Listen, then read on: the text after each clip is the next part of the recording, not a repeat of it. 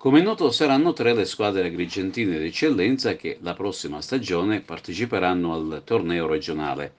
Si tratta di Unitas Sciacca, approdato dopo un campionato esaltante di promozione, l'Acregas e il Pro Favara.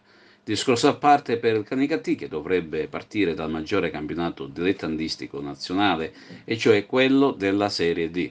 Ma vediamo come si stanno muovendo queste tre società. Unitas Sciacca, il tecnico Vincenzo Piazza, uno dei protagonisti assoluti degli ultimi due campionati vincenti della squadra saccense, non sarà più il tecnico della squadra. Impegni lavorativi non gli consentono di garantire la sua presenza costante con la squadra, intanto cambia il vertice societario. L'ingegnere Gioacchino Settecasi è il nuovo presidente e prende il posto di Gaspare Bonsignore che in questi 2 anni di successi ha guidato proprio l'Unitas.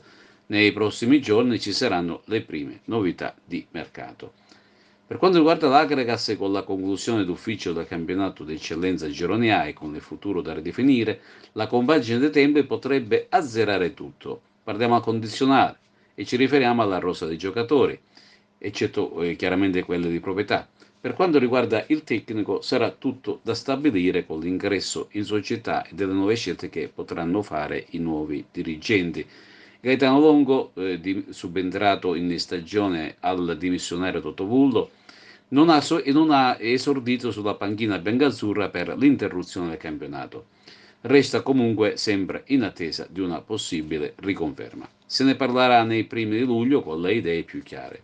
Per quanto riguarda invece il Pro Favara, la compagine giallo-blu guidata da Giovanni Falsone, anche lui da riconfermare, sta buttando le basi per una dirigenza più solida.